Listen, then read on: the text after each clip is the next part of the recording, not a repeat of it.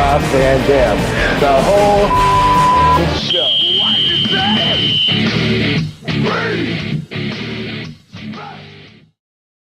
What's up, everybody? This is Dominic D'Angelo. I'm of OneTrueSport.com, but I'm here, per usual, with Mr. Rob Van Dam. It's one of a kind, but we also have Sabu. Sabu, how you doing, man? It's great to see you. Hell yeah. Very bad. Sabu looking more and more like the Sheik all the time. You're looking great, man. Love it, yeah. Yes. I put in the sun almost every day. Hell yeah, hell yeah. How's everything been going? What's new? You look great. How's the process going? Are you still getting ready for doing like a last match thing, or what's your game plan? Still getting ready. It's not coming along as fast as I thought, but it's still coming along.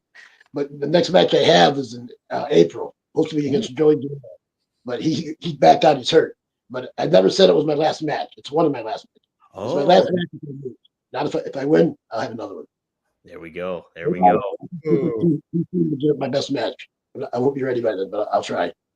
All right, man. Well, yeah, you're looking great, and it's cool to see your process and getting ready for it too, man. So my body's taking longer to respond than I thought. I'm not as young as I used to be. Yeah. It all hits us all, right? I'm immature. We're immature, but I'm old. Right?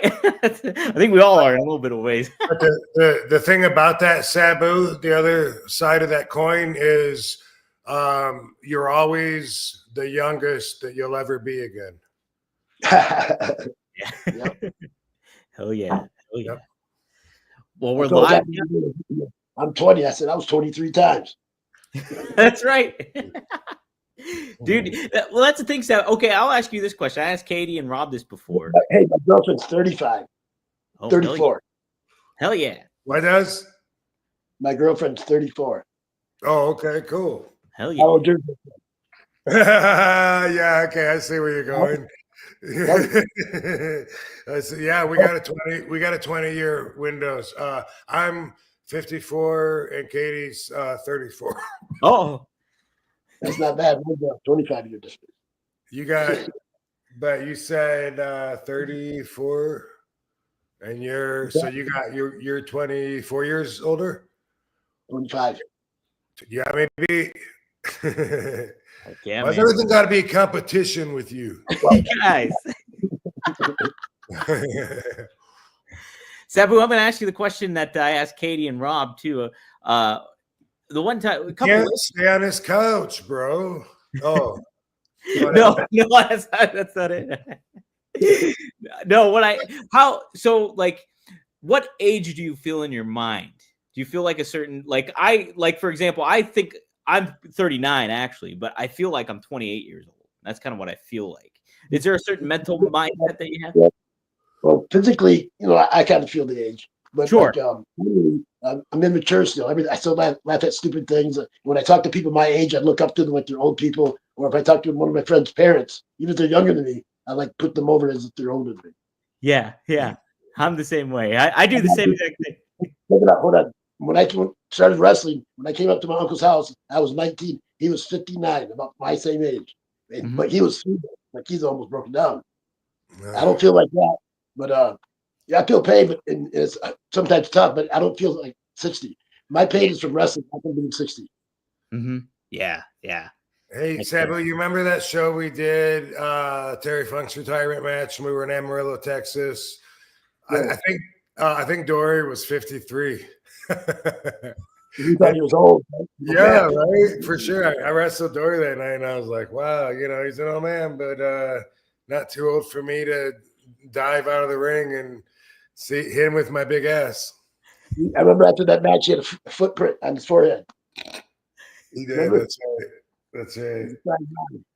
But he stuck too, especially. He didn't bitch at all. No, he liked it. He's a good guy. Marty bitched. Just joking, Marty. I came to the house, and Marty took my phone so that I couldn't call nobody, and really treating me rough like I was a kid.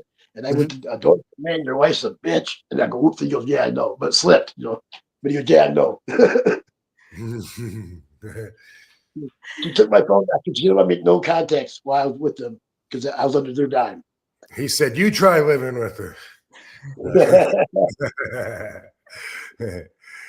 Hey, Rob, how was it like working with Dory? Like, did you figure out you guys had pretty good synergy? Still such different styles and obviously different generation kind of thing. Yeah, but you know what? I wrestled him in All Japan, and in All Japan, you have the weirdest matchups. Like any given night, it could be a singles match or it could be a 6-man match, and you're in there with like the strangest matchups, and everybody has to be compatible on that platform of like All Japan Pro Wrestling. So I was wrestling guys like Abdul the Butcher. Like you would think, like, what kind of match is that going to be, right? But it's it's another pair of boots across the ring. Is really change your moveset. Yeah. Although I did monkey flip him, he loved taking a monkey flip, Abdullah. But Dory, but Dory always, I always got along with Dory since my first tour in '93. I believe did I meet him over there? No, I don't know. Actually, I believe that I think I met him before I went over. He didn't get me booked the first time, but after that he did. But it was Lord Blears. Do you remember Lord Blears, Sabu? Probably not. Oh, you do? In Hawaii, right? Yeah, that guy got me booked in my first tour of Japan in February of '93, and then Dory was instrumental in everything after that. And it was Brady. Victor was a help too. Butcher, yeah, Johnny Ace, obviously, booked a lot of the talent. Victor want to recommend you to Baba. No? Butcher? Yeah, I Bill the Butcher recommend you to Baba. No, Bob.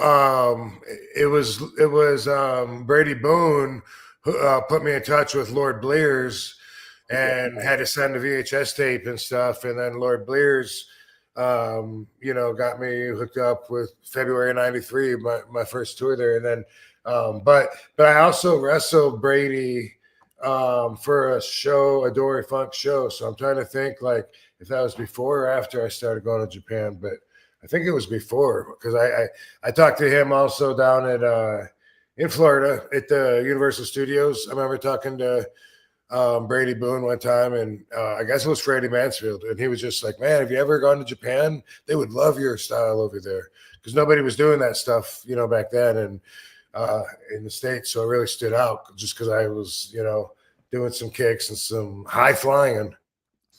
That's how it happened. What was that, Sabu? If it wasn't for Japan, I would never got my style in. They were the only ones that were willing to do whatever I wanted. Everybody else said, "You doing that shit with me?" Yeah. First guy of anything was Terry Funk to do it. You can do that shit with me, and he did. How about that, dude? That's awesome. He gave me credit for giving him 10 more years of wrestling, but he got 25 more years. Right. 100%. So, Sabu, would you say that you go into them people seeing you do the kind of style that you did in All Japan and stuff like that, did that help cultivate you get more business in the States then eventually more so and doing what you wanted to do and giving you that cutting edge kind of figure kind of style? Yes, but it was a FMW. They let me do whatever I wanted. And like I'd say, what do you want tonight? They go, Sabu style. I go, what's that? They go, whatever you want. So whatever I did, it wasn't wrong. And then it became style. Cheating, throwing chairs. Before in FMW, when you hit a Japanese with a chair, they booed you. But when I threw it, they didn't boo me. Really? Yeah. Everything I did heel, but they always cheered me. Even if my partner was a heel, they'd boo him and cheer me. Not if it was me. Not if I was your partner. Boo us both. And then, but then Sabu went to New Japan, which is a bigger company, and they obviously have more hands-on control over safety on their shows and stuff like that. And so Sabu style got some pushback there. And then he came to All Japan where I was the whole time. And then we started working together. And then I was seeing him just, make the call on his own. Like he didn't seem to care what the office said. If he thought it was right, he would do Sabu style. Hell yeah, man. Hell yeah. Remember All Japan? They charged me $700 for one table. No, I forgot about that. They told you don't do the table, don't break the table, so you broke the table. Right? Yeah. But after And they charged you for it? What? They charged you for it then? Yeah. Wow. Mrs. Bobby. And she said it wasn't my table; it was the building's table. So the building charged them $700. Holy shit! Wow. So That's but wild. after that, the tables unless I asked them. Mm-hmm. Yeah, yeah. Wow. Holy smokes. Well, that's pretty neat too. I would grab the table, try to use it, but not. So people still think. So, would you say then you'd give Terry Funk a lot of credit for like helping kind of globalize in a way your own style and everything? After Terry allowed me to do it with him, everybody, the floodgates open. Everybody wanted to wrestle me and do my shit. Before that, only young guys wanted to wrestle me, and only young guys I could do my shit to. I see Nick Bobby goes, man, that's great shit, but you're never gonna do that with me. I said, of course not. Yeah, but yeah. Terry goes, do that crazy stuff with me. And I go, really? He said, yeah. He goes, tell me what it is. So I told him. He didn't understand it. I just said, when I say stay, catch me or move. And that's what he did. And I said, whatever I do, try to do something right back at me. Then he did like a reverse flash, that'll move something. It's still a body attack outside the ring. Something he'd never done. Man. Then shortly after that, he was doing moonsaults out of the ring. Mm-hmm. That's the thing too, is like, when I wrestled Terry, he was about 56, I think. And I go, man, this dude's old. I'll never be that old. I'm not that old. I'll quit. But he wrestled another 20 years. He did. 50s, back in the late 50s was over the hill. Not anymore. Mm-hmm. No, there's so many people doing that now. It's like you look at some people at the top of like AEW or like the couple. There's like I think a couple in WWE that still wrestle at that age too once in a while, and it's just like that's the norm now a lot of the times. Billy Gunn's like 52 or something. Right? Yeah. Right. It's nuts. It's awesome though to see. I love it. If I wasn't broken up, I'd be in better shape. But I'm in a lot of pain, so I can't really train the way I want to. Mm-hmm. And if I wasn't hurting, I would train too, even if I wasn't wrestling. I like training, like afterwards. What kind of training regimen do you do right now to kind of accommodate for things and stuff like that? I do a lot of walking or slow jog. What's it called? Fast walking or speed walking. And I listen. And anything I do kind of throughout the day always has some kind of training involved. Yeah. That's great. Yeah. Have you ever thought about doing like DDP yoga or anything like that or anything that? I offered, but if I did yoga, I wouldn't be able to go back to my hometown. Yeah. No, I don't think that would be good for me. My joints are bad, not my. I don't think it would do good. I do a little bit of yoga, but it kills me. Yeah. It can definitely wear on. I can lift weight, but only in certain angles where it doesn't hurt. Right. Not every angle I can hit. Right. Yeah, no, it's is my shoulders. Mm-hmm. Yeah, the shoulders are the key thing too. Especially with yoga. You need to do some of these arm things. I did arm things. Yeah. You keep doing the arm thing. Hey, remember we telling Stan Hansen about the triple jump moonsault or triple jump from the chair to the top rope out to the floor, and he's like, "Is there a way I can move on it?"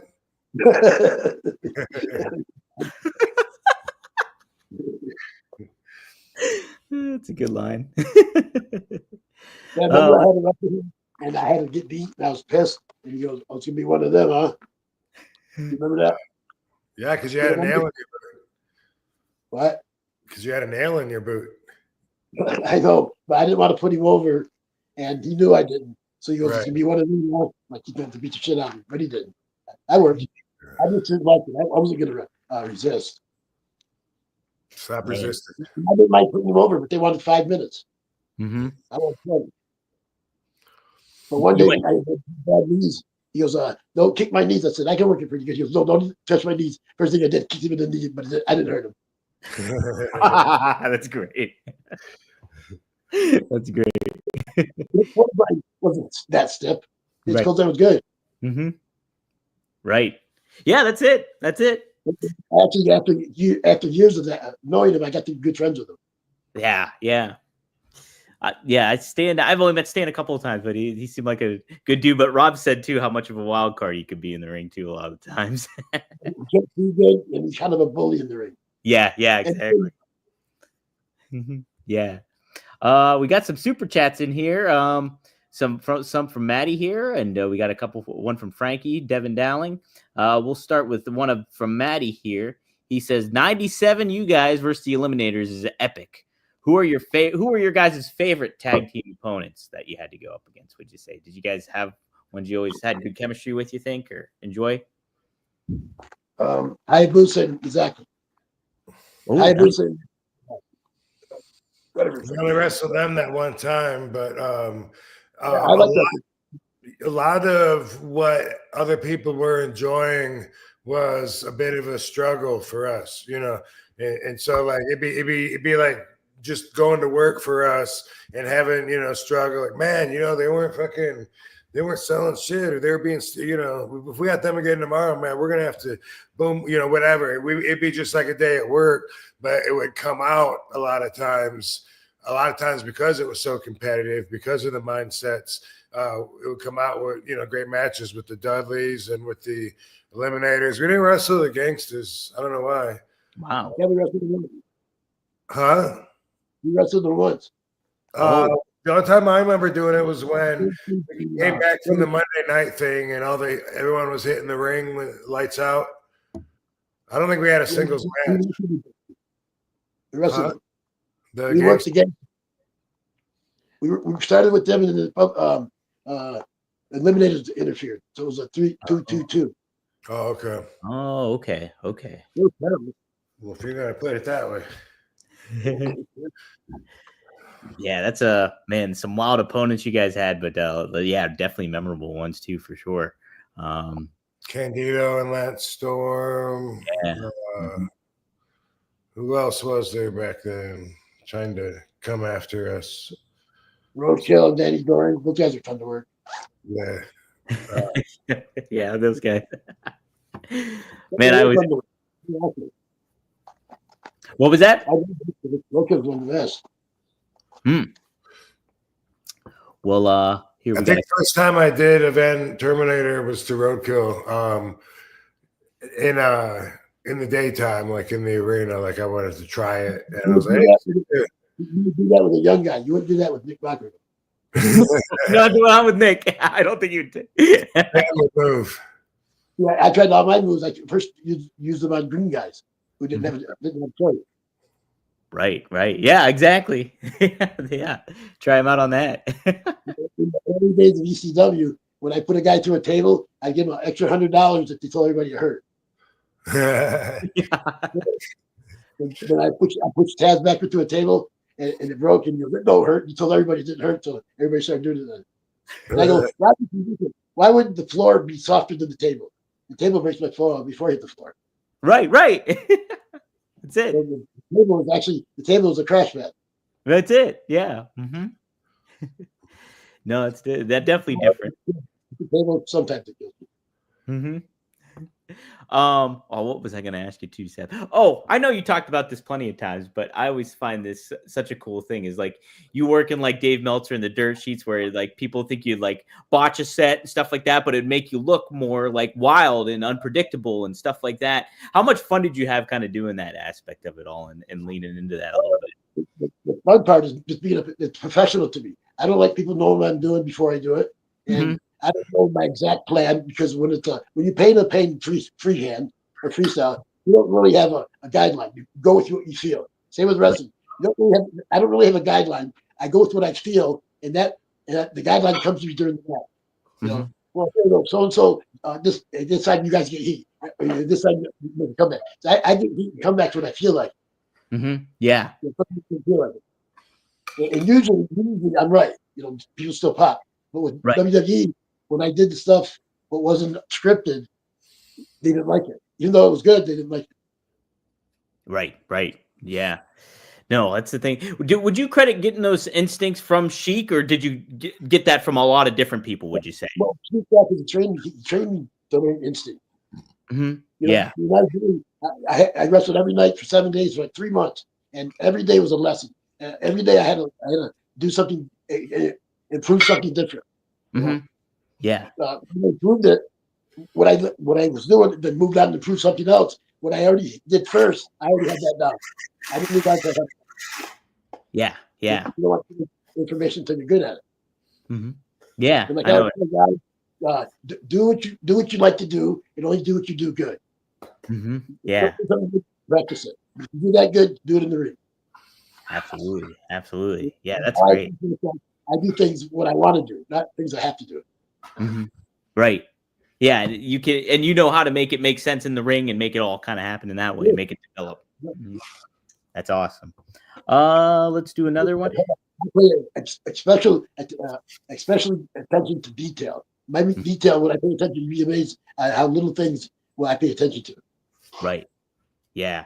The little Rob talks about that all the time. How the things you overlook that make you look like a rounded athlete or a rounded soldier. Right. Right. Yeah. You know, I know you guys both talk about how important the little details are, and like even just the little things that you guys pay attention to, the in-betweens. Rob was talking about that. I think we were breaking down, like Jerry Lynn talking about how to break down a match, and like the little in-between stuff is the key aspects of it all. In-between stuff, that's how you build your character. That's how you become you. Anybody can do it. It's how you do it and what you do after it. Yeah. Yes. 100%. That's great stuff. Anybody can do the moves, but if they don't sell it, people don't buy it. I sell almost everything I do, and everybody thinks I'm hurt. Right. And when I wasn't thinking I'm hurt, they think I'm fighting against odds. Now I'm struggling. I'm hurt. I'm struggling. Yeah. Right from the underneath. Yeah. Yeah. You talk about. I learned in Japan that the fans want to witness you struggle. They want to see you try, down, down, finally make it over. Then they respect you. They go out and see you struggle. Right. Having that like fighting spirit and getting back into it kind of thing. You earned it. You didn't get over in one night. Even if you're good enough to get over one, you didn't get over one night. You get over gradually. So when you do get over, people buy it. Right. Mm-hmm. I lost everybody for 6 years. Until I went to Japan. I never won a match. Almost, wow. You know. And I was mad because I want to win, but I was also understanding it's business. Mm-hmm. Yeah. Yeah. It's all the name of the game.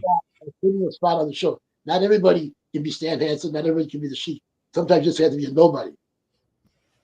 Right. And yeah. And then eventually you got to do the style that you wanted to do. And then first match, I was laced in the first match. Never went to the top rope. Never went out of the ring. Never bled. Man, that had to be tough to kind of accommodate too. Like if you're used to doing like, you know, no. I wasn't used to doing other stuff. I used to be in the first match guy. Yeah. Doing too much. Okay. And what I did, I tried to make it the best. Mm-hmm. Hell yeah, man. That's awesome. Another question asked, Frankie asked you guys, what was your favorite ECW reunion show for both of you guys, if you had to choose one? Was there one that stands out to you guys the most? I mean, I guess would you consider One Night Stand that though? A reunion show? Yeah. Okay. Sure. Okay. So yeah, One Night Stand. Sabu, is there one that stands out to you? Pun not intended. One match that stands out to me? Well, a reunion show. Which was there a particular reunion show that you liked? An ECW reunion show, it was asked. I guess the One Night Stand would be the best. Yeah. Except the guy from there wasn't even ECW. Right. You know, I guess he was there once, and then while I was there shortly, I wouldn't call those guys ECW. No. Passed through. Mm-hmm. Yeah, that's an interesting way to look at it. They didn't struggle with us. They came in, made a payday, and went out and got a bigger one. We struggled. Right.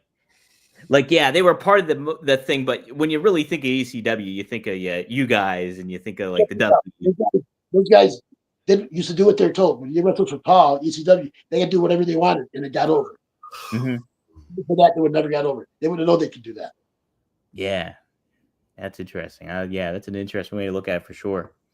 Paul's a genius because he goes, if you're smart enough to put a match together, I'm going to let you. He's so smart to know if you should let you or not. Some of the guys can't. He has to put it together for him. But he knows, like, he said, we do something amazing because he trusts me. He knows that makes him a genius that he trusts me. Mm-hmm. Yeah. You know, and Vincent trusts me. Almost nobody really trusts me. They all thought when I go crazy or jump the guardrail, they thought I was out of control. I was not. I should never. Yeah. Rob talked about the one time where where Vince brought you in to do promo work or something like that, and Rob was with you at some point. How was that? Like that kind of like, you're not known for the speaking stuff, but him trying to work with you and stuff had to be kind of like a really different vibe. I hated it. I despised it. I bet. One day Vince goes, to be a top baby face, you have to talk. You got to be a friendly baby face. I said, yeah, but I'm getting over the way I am. He goes, I get you over so much more. I said, yeah, but I kind of like what I'm doing. You know, I did it myself. He goes, no, I'll get you to talk. And I can make anybody talk. Just me, you, and the camera. I said, all right. So he wants just me and him in the room. So I said, I brought Rob with me. So Rob came in and said, what are you doing here, Rob? And Rob goes, moral support. Rob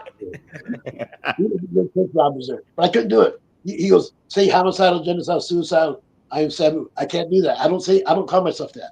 Right. I was too embarrassed to say it. Yeah. I would never say I'm the greatest. Even if it's the work, I would never say I'm the greatest or the best. I'd never say that myself. You could say it, and I would agree with you, but I'm not going to boast myself. If I was great, like every other wrestler. Yeah. No, it is, seriously. I'm just saying, you know, I mean, I say I'm the whole effing show, but I'm just saying, I'm always pointing out that's the goal in every single promo of every wrestler, every UFC fighter, maybe every boxer, every agenda is to be like, I'm the best in the world, and here's why. So don't be like ego you gotta have. Yeah, right. See, I don't have any kind of ego. Not even if it's work. I can't. It's hard. I'm not an actor. I can't act. Wrestling to me isn't acting. It's natural. I act like Sabu, yeah, but to me that's so easy. I'm not acting. I'm natural. And if I have to act, it's harder work. And if I see through it, you'll see through me. That's it too. Like, and fans can tell. Fans can tell, like, too, when you're not being organic or anything to that effect. Yeah, they know you're acting, but if you're bad acting, they don't want you. I'd be a bad actor. Mm-hmm. One time, Stephanie wanted me to read a script, and I couldn't really read it. And I said, these are words I'd never say. It was too long. I can't remember. She goes, try it. So I read it, and she goes, stop. It sounds like you're reading. I said, yeah, I'm reading. She goes, try it again. So I go, how about this? I'm looking at the script. I rip it up and walk away. I come back to her, like, how was that? She goes, do it again. I go, do what again? Do that or do yours? She goes, do mine. I said, all right, I'll be right back. And I left, and I thought they were just going to ignore the promo, but they didn't. Wow. They didn't. I broke my arm, took me out of the match, and I was fired shortly after. Wow. But it was mutual fire kind of thing. Yeah. I didn't want to be work quit, but things were going my way. I was frustrated.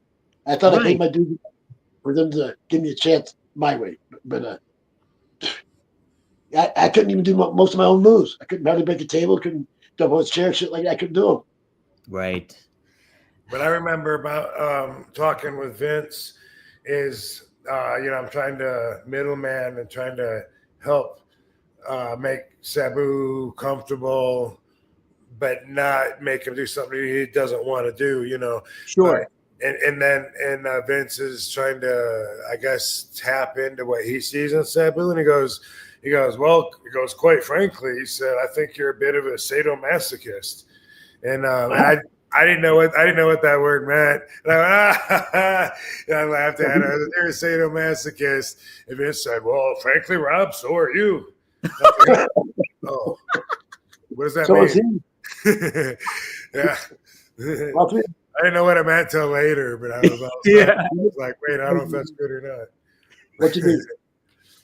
Someone that enjoys being hurt. Oh, I'll enjoy it, but I can take it. Right. Yeah, exactly. It's not like we get off on it. It's you like me. No, I go don't. off on it. Yeah. I gotta go get a cord. My laptop's gonna try and die. Oh, that's okay. What was I gonna follow up with too on that step? Yeah, I think too, it's just like knowing who watching old promos with you and Rob and Fonzie and stuff like that, and like seeing how you can kind of handle yourself and like just how you knew who you were basically, and both Rob and Fonzie, like playing off of those guys where you were the kind of the reluctant guy, like kind of the silent type in there, I thought played to you much more well anyways, you know? So that's kind of how I felt about it all. I couldn't hear you. My ears ringing. Yeah, that's okay. No, I said seeing old promos in ECW with you and Rob where like Fonzie's whistling and Rob's talking trash and all that stuff, and you're kind of just in the background and stuff. That fit it great. And who you were, it's just like that dynamic could have, I think, definitely transferred over in WWE if they knew how to handle it. We wrestle similar. We are different. We're different. And so is our personality, so is our promos. I say nothing, he says it all. He brags on himself, I don't brag on myself.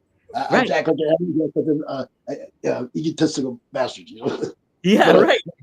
We together. It wasn't two guys that don't talk, or two guys that do talk. One guy has what the other guy doesn't have. Mm-hmm. Right. And like your looks are different. You each got your own unique style of how you offense and attack and stuff like that. We learned together, but we didn't learn the style to copy each other. Absolutely. We do similar moves, but if you really look at it, we're different. Right. Something too I think about too is like, Sting is such a big star, but like Sting really got such a big boost in WCW when he was quiet and he didn't talk and everything like that. And like he became like the top baby face for WCW in that against the NWO. It's just like, so the aspect of having to speak makes sense to me. Oh, Rob dropped. Oh, yeah. Happens every time. Once a podcast, it happens. Yeah, but he was not talking when he comes in with the lights out, lights on. Yes. Mm-hmm. Earthquakes. That's the thing too. Is like I was there, and everybody's chanting my name. Yeah, right. Hell yeah. Still pop for Sting, but they thought it was me.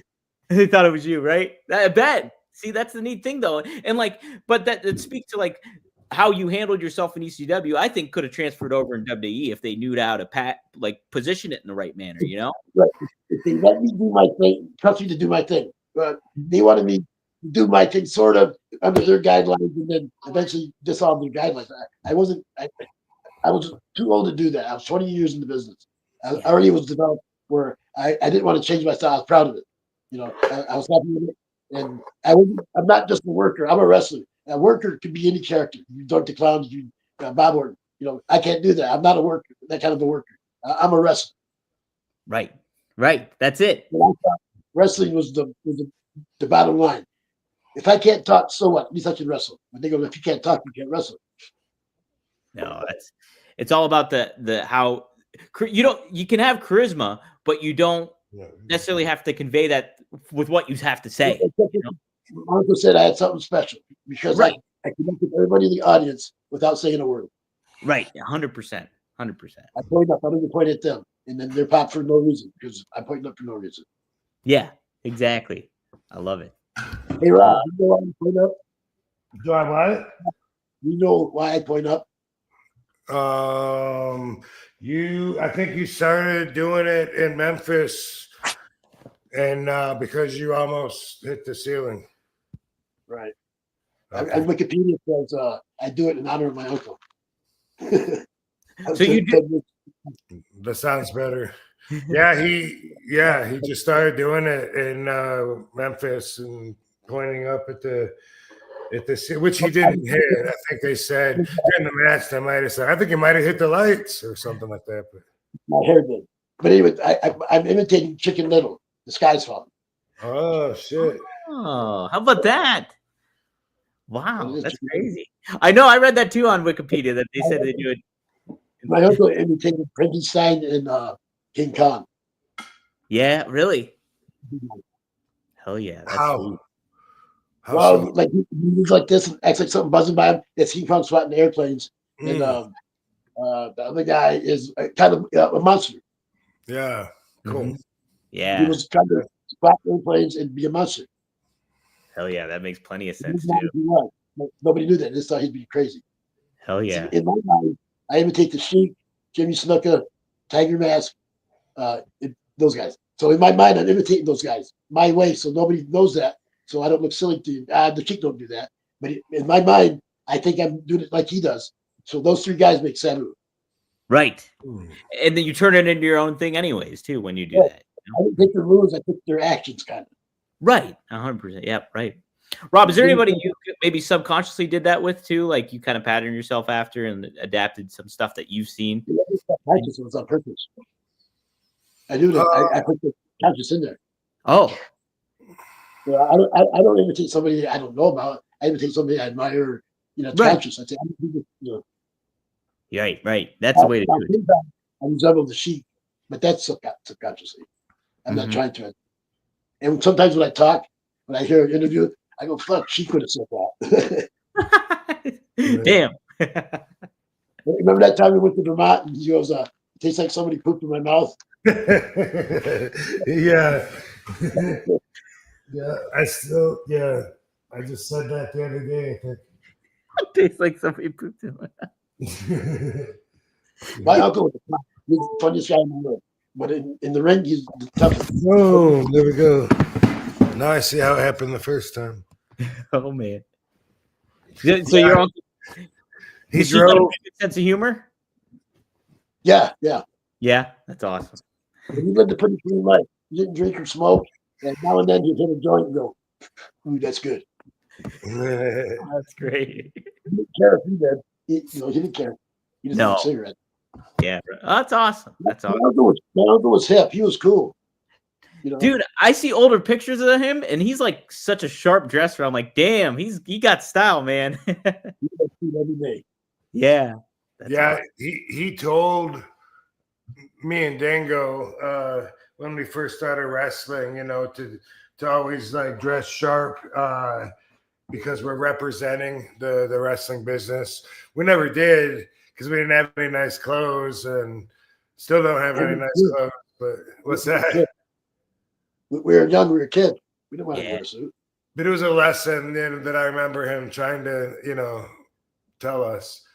And then when I went and visited Killer Kowalski's wrestling school, he didn't want me to get on the airplane with a tank top. I had like a wife beater. He's like, "Don't you have anything else you can wear?" but this shows my muscles. And I'm 180 pounds. And he was like, it's like underwear. Anything would be better than that. I met Kowalski a couple of times. Is he cool? Was he cool? Yeah, I liked him. He was always super nice to me. He way out of his way when I went to visit because I was just an 18-year-old punk and in high school, and he picked me up from the airport, took me to the hotel, picked me up, took me to the school, took me back to the airport, and then he would always come around whenever WWE was in Massachusetts later on. And I always wondered if he remembered that I was that same kid because I look so different. So much time has passed. It's quite possible that my visit was unremarkable to him, back in the day.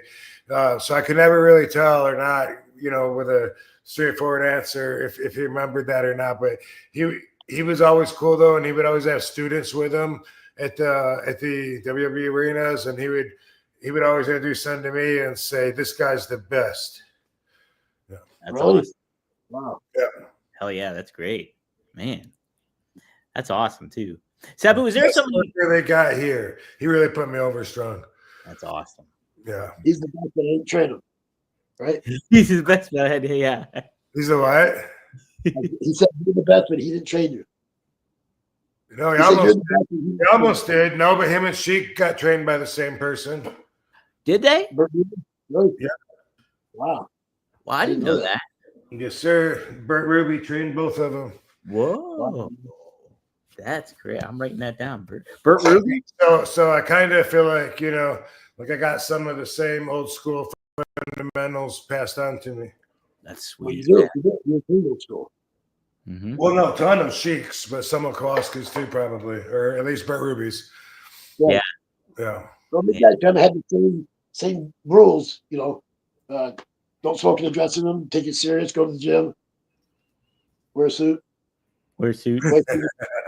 Yeah, no, it was all about protecting the business back then. And people don't even understand when you try to tell them now. They think it sounds silly. But, it was like... I still have people ask me if it's fake. I said, if you don't know by now, it's not. Right. If you don't know by now. I feel like usually it comes across insulting still to me if they ask. Sometimes not. Like if it's an old person and they're just real curious and they really want to know. I know they're not trying to insult me, but other times, like there's things that don't hurt my feelings, but I can still tell that they're trying to insult me by saying it. You know what I mean? Like a guy that shaves his head, he knows he's bald. He wants to be bald. But when people say, hey, get your bald ass out of my way, he understands they're trying to insult him, even though he's not put down by their values, right? Right, yeah. People call me old man. I said, old man, I'm a wise man now. I'm not as dumb as I used to be. Yeah. Right. I like that too. Oh man, we got some more super chats in here. Devin wants to ask this one. He's like, I know you've both talked about this before, but can we please hear the story of RVD and Sabu being pulled over in 2006? So yeah, we covered this plenty of times, but is there anything you guys want to add additionally to that? I guess We were driving down the road. Oh, my phone just died. Oh, baby. Oh, shit. Uh-oh. We'll get Sabu back. That's great. Yeah. Damn. Well, I guess, I really wanted his input on this too. Yeah, I did too. We'll get him back. We'll come back to the question then, because I really want to know if Sabu remembers a couple of things the same way that I remember them. And also, I wonder if Sabu, do you realize that we weren't even arrested? Do you remember that, Sabu? He's thinking about it. Yeah. All right. Well, he's thinking about it. If we get his voice back. I'm going to screenshot this real quick because this is just funny. I like it. Real quick here. There we go. We'll put that on socials. All right. He'll come back. Let me see if there's a question I can ask. Oh, okay. Seth just chimes in with this. Thanks for the $20, Seth. He says, Sab effing boo. Where's Fonzie at? We need a full reunion. Hell yeah. That's true. It's probably been a while since three of us have been on. That'd be so easy to do too. I thought about it, but then my follow-up game is weak. Yeah, we'll get Fonzie on here again at some point. I just recorded with Fonzie earlier this week, so we can definitely make it happen. Awesome. Rob, let's plug while we wait for Sabu to get back. Let's plug there's a match finally announced for Only Wrestlers. The fans voted and it is revealed it is going to be Brian Cage versus Chris Masters is one of the matches that is up on tap for March 20th coming up here. Yeah, which is pretty cool. I mean, I would want to see that matchup. Oh yeah. Yeah. It reminds me of like when I was a kid watching WrestleMania 3 and seeing Hercules fight against Billy Jack. Just because they were both, big muscle men, jacked, and so strong. And I think Cage is like from another planet now, when it comes to that. And I haven't seen Chris in a while. I just, but it's with evolution, the characters of the Billy Jack Haynes and Hercules have now grown to bigger than life realities. And so, I mean, every time I look at Cage on Instagram and his pictures, I'm blown away, like how massive and how developed he is, and I think I said before, it's starting to remind me of Hercules. I was a fan of Hercules when I was a kid. Yeah. I think Cage, and again, I mean, Chris is my boy, and I haven't seen him in a while and stuff. But I think that from what I can tell, it looks like Cage is like peaking, whereas maybe Masters used to do some drugs he doesn't do now. I think, from when he was at his most, jacked up. Right. trying to say this the right way. But in any event, I think Cage looks like he should be a juggernaut and should be just fucking steamrolling over everybody in the industry, personally. Oh man, like he had such a cool run in Lucha Underground, like back then when that show was going on. And I was pumped when he got to AEW because, like, man, I was like, I can't wait. They paired him up with Taz, which I thought was a cool pairing. And I was like, you're gonna do some cool shit with them. And then like they put him on for a while, then they took him off, and then now he's in a tag team with Lance Archer, which I think is great. But it's just like they can do so much more with those guys. I would love to see them really build him up. And what you're saying too, right now, his new look, he does look a lot like Hercules because he's got a beard and it's like his, everything like that. Yeah, it looks really like Hercules. That's a big part of it too. Yeah, man. So what a freak! What a freak! But looking forward to seeing that matchup. Absolutely. And so right now, guys, too, if you go to onlywrestlers.com and you subscribe, you can sign up and you can vote right now. The votes right now are two interesting ones. You can vote to who will face Zia Brookside on March 20th. Right now, your choices, too. You got some good choices here. Tessa Blanchard, Danny Moe, and Jordan Blue. So I won't spoil it who's in the lead here, but those are some good choices that you can vote, cast your vote, and see who Zia will face. And then same with Kerry Morton Jr. or Kerry Morton, excuse me. Yeah, you can choose Caleb Conley, Charlie Haas, or Luke Hawx. How about that? So those are three heavy hitters that you can get with Kerry Morton. Looking forward to seeing Charlie too. I haven't seen him in a long time. Charlie's awesome. I was a huge fan of him back too in those days because he could just go in the ring like crazy. Yeah. So yeah, it's gonna be great to see. Good dude. Good, really good dude. Yeah. So guys, March 20th, make sure you hit it. You can check it out at onlywrestlers.com when you subscribe to anybody that is a part of the event, or you can sign up on the Only Wrestlers page too. That's on there too as well. But if you're in the LA area, you can also go to the show. So be sure to do that. There's a meet and greet as I'm advertising right here. But check it out, onlywrestlers.com. Also in tandem with Violent J's Juggalo Championship Wrestling. So pretty cool stuff. Yeah, and then something that was mentioned and then not talked about in a little while was the raising funds for the LA fire victims. So I'm gonna look back into that and see like what all we're doing for that. I found my outfit that I plan on donating for the cause, but I don't want to do it if they're not doing one. If it's just if nobody knows about it and it's just someone's gonna get my outfit for $300, like that's really gonna help. Somebody water their grass in LA for a week. Right. A little bit. Right. But anyway, hopefully it'll be something that the whole OWA can get behind, maybe contribute other things. We still got like almost a month, so that's just come back to the front of my brain, and so I'm going to find out some information about that because there's otherwise, what I'm saying is, like, I don't know, I guess all of the profiles on Only Wrestlers have something where you can do your own auction on your profile. It just seems like it would be so small right now doing something like that. And I know that originally when we put this show together in Hollywood, there was a percentage of some of the tickets. I guess the percentage of the OWA subscription was going to go to it or something. So anyway, yeah, so I get the details on all of that, and we'll have a little more to talk about next week.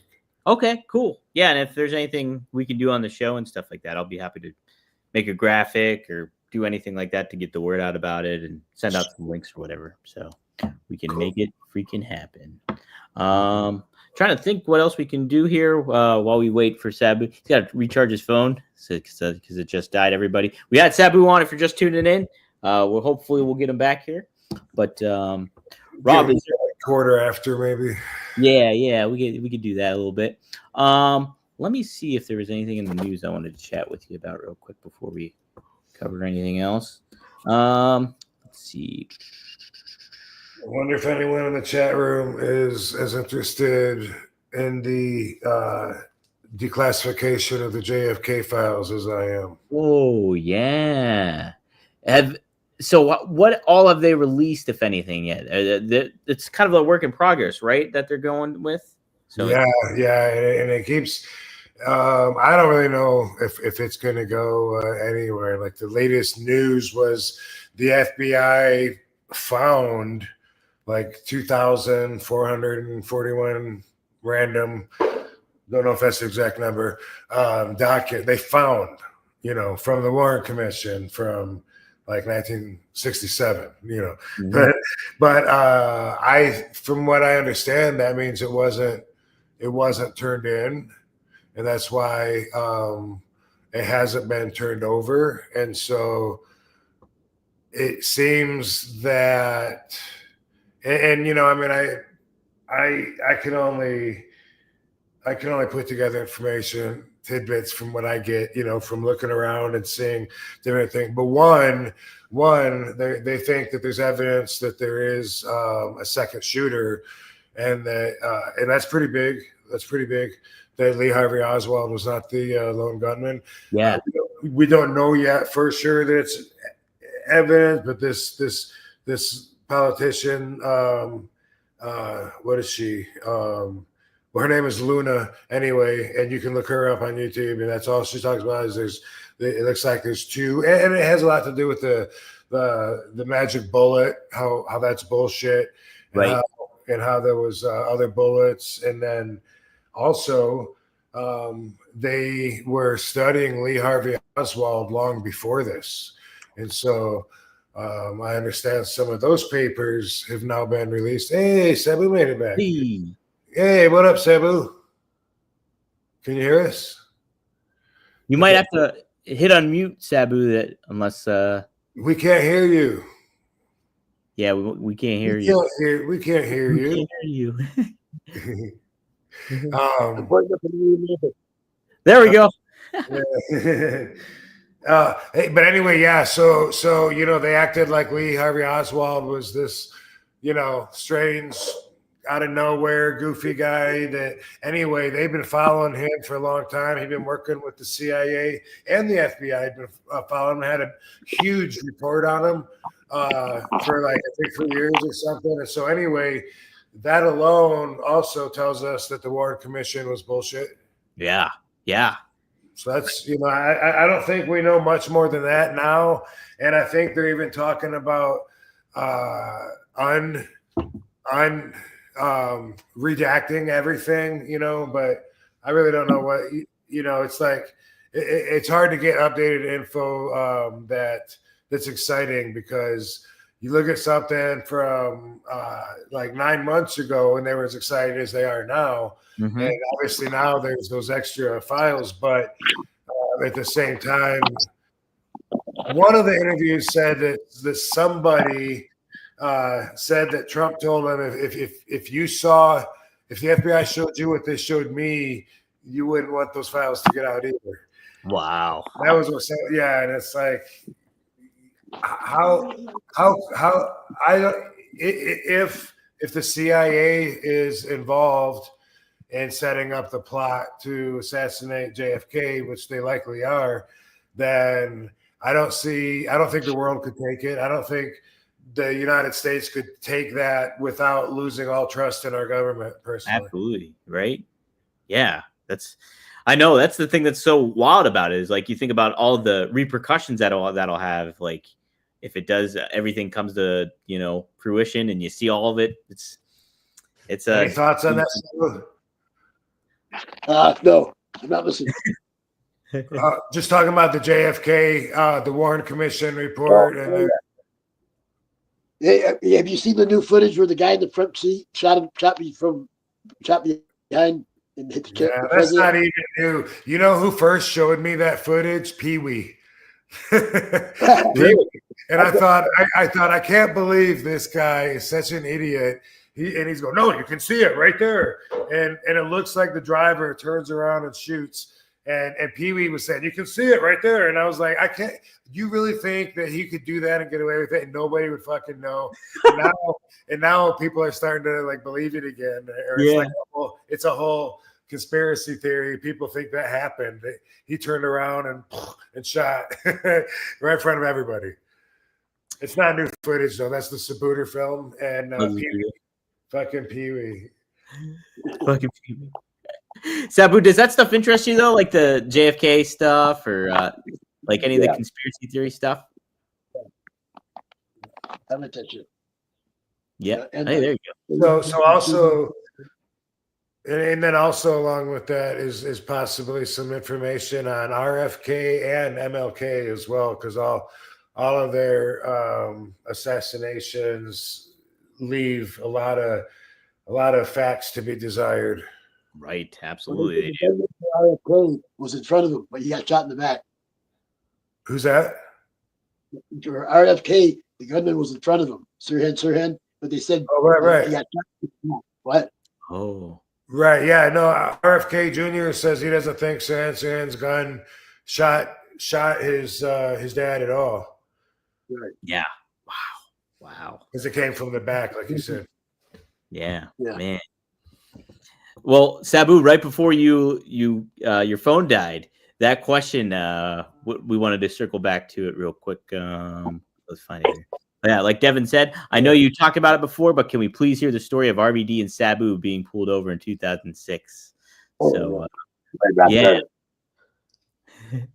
So I'm driving, speeding, but not on purpose speeding, but I drove fast and was careless, just trying to get from town to town, nighttime, and went through a speed trap. Not that I'm ducking the blame, but I got pulled over and I had some really good smelling weed in a bag in the center console and the cop could smell it.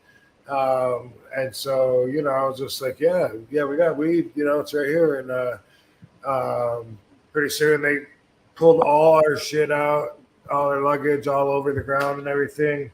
And then had me drive and follow him back to the police station. And then we paid. I think we used an ATM. Did we use an ATM there? It seems like we used. Who's frozen in fear. Oh, he's frozen. Looks like he's looking at fire.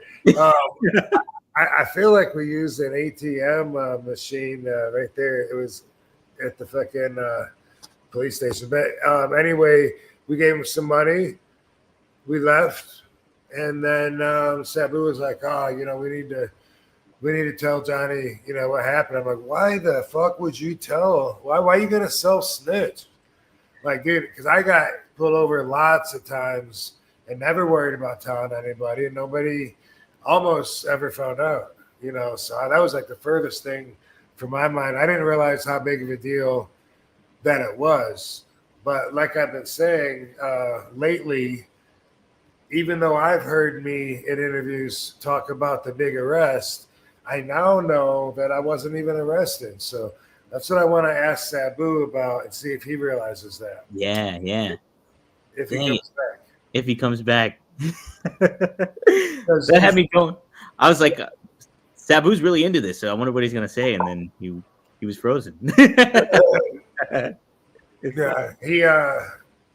the guy took our money and then, we signed some shit and said I think there was a court date or something, maybe, I don't know, but we left.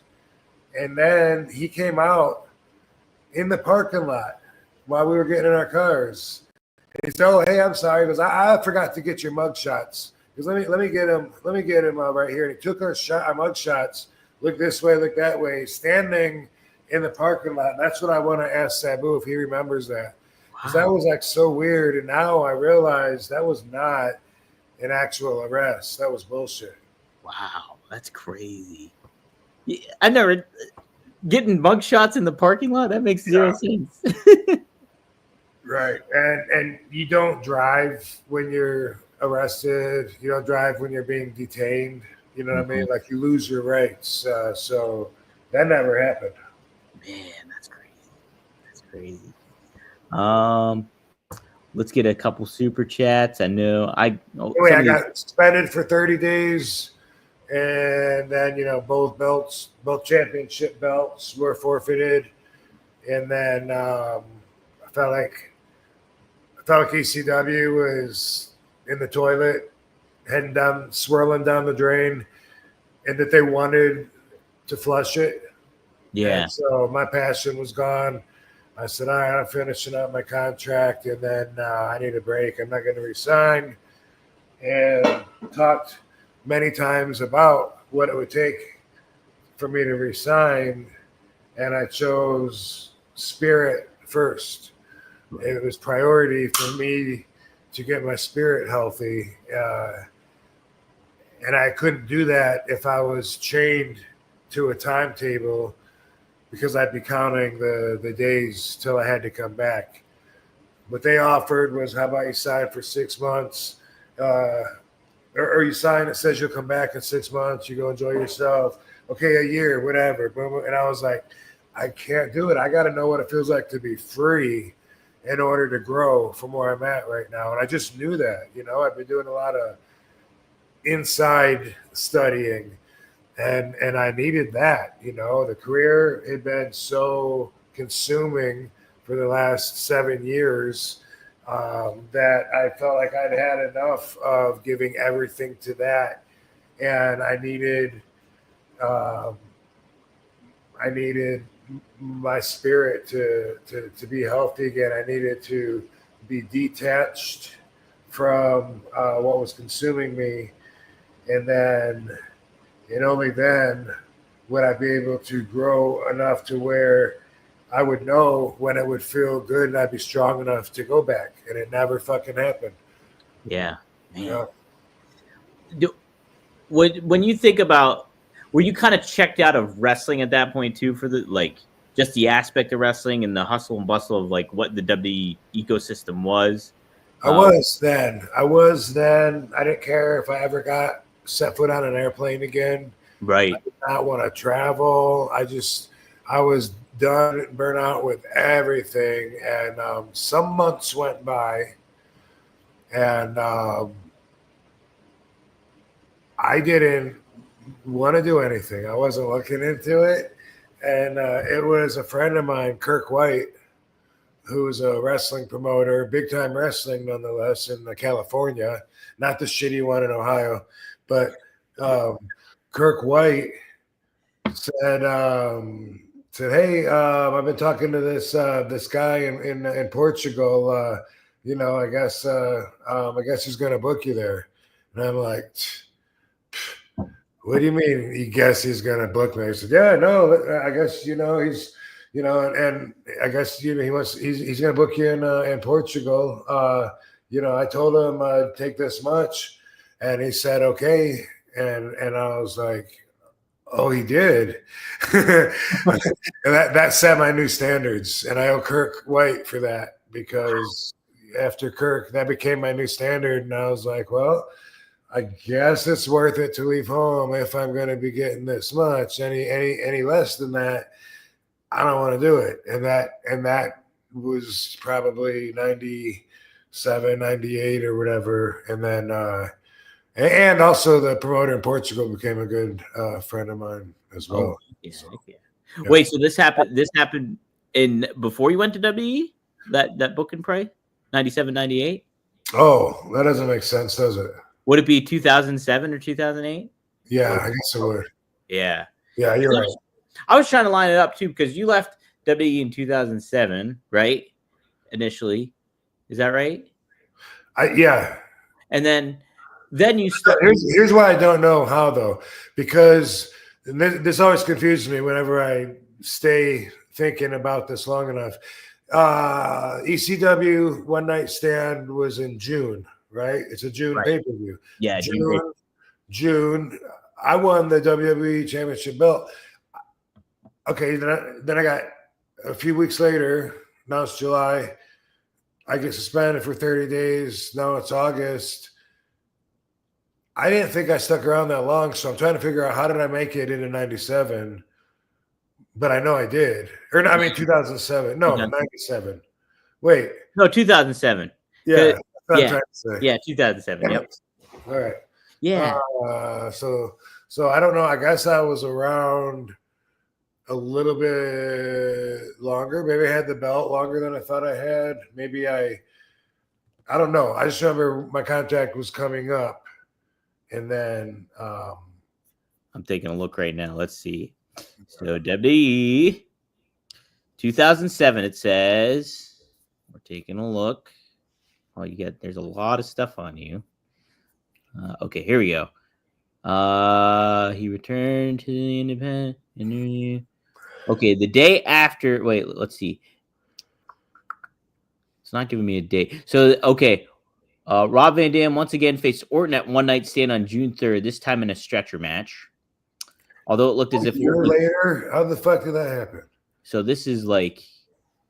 Yeah, this is 2007. So this was the following One Night Stand, right? And then... So despite when the match, Orton continued to attack Van Dam, ending with an elevated DDT off the barricade. And then you were carried out on a stretcher after the match. Van Dam left WWE due to being burnout and needing time away. And then it says, you returned to the independent circuit, happened in 2007. You defeated Booker T at Pro Wrestling Alliance Christmas Chaos, which was in Pasadena, Texas, in December 28th of 2007. So I always knew I could take him. There you go, right? You shooped him up. And here, this is what you were talking about, Rob. He returned to the independent circuit by competing for Associação Portuguesa de Wrestling, APW, in February of 2008. Axel. Okay. So there we go. And then New Wrestling Evolution in Spain, then you wrestled after that. That was Rikishi's group. Oh, okay. Yeah. Oh, I remember that. Yeah, that's right. That was fun. And then you also wrestled for the Inoki Genome Federation, too, the IGF in 2008. Yeah. Yes. So how about that? So there we go. We got it all. And then, so yeah, because I was trying to think. And the first WrestleCon too, by the way. Or no, not the first WrestleCon. Was it called WrestleCrow-Con or something? It was in LA. It was by the airport. And I actually think they might have had Russell there and called it WrestleCon, but I'm not sure. But I think so. And anyway, that was like one show that I worked during a long period where I wasn't working shows, but they met my fee set in Portugal. Thanks, Axel. And then I wrestled Chris Roderick, and Chris Hero. Yeah, Roderick and Chris Hero. Yeah, the date's right here, Rob. January 30th, 2010, you made your debut for Pro Wrestling Guerrilla. So I didn't even know that happened. As part of Wrestle Reunion 4. Wrestle Reunion, it doesn't say Wrestle or anything. Yeah, Wrestle Reunion is what it was called. So, yeah. Wow, look at this. This is crazy. Yeah, and you're right about it being like a convention because it was Bruno was there, Austin Idol, DDP, Daphne, Chavo Guerrero, Bret Hart, Larry Zbyszko, Nick Bockwinkel, who we just talked about, Stan Hansen, Tammy Lynn, get out of the jail free card. She was there. Yes, JJ Dillon. How about that? So wow, what an event that was. Oh my God, I can't speak. Larry Zbyszko wrestled. He defeated Scotty 2 Hotty in a match. Oh shit! Holy shit! But yeah, you in the main event though of Kurt Russell Reunion, Wrestle Reunion. Yeah, you defeated Roderick Strong and Chris Hero in a 3-way match. How about that? That's pretty damn sweet. Yeah, for Pro Wrestling Guerrilla, that's pretty cool. Yeah, and then I believe it was 2010 that I went to TNA, which I went because the Hulkster poached me on my radio show. Oh, so, really? Yeah, I mean, I was doing the Blog Talk radio show. I remember. And he called and my cell phone, and I said, "Hey, can you call this other number?" And he did, and he hung out. Seems like for like an hour talking, and I was just like, "Well, Hawkster, you tell me why TNA needs RVD. Why should I go there?" You know, Coach, brother, it's taking off. We need you, bro. You know, it was just, I can't remember. It'd be interesting to go back. I think it's on my YouTube page. It'd be interesting to go back and listen to that. But but that led to me signing with Impact. But I never had that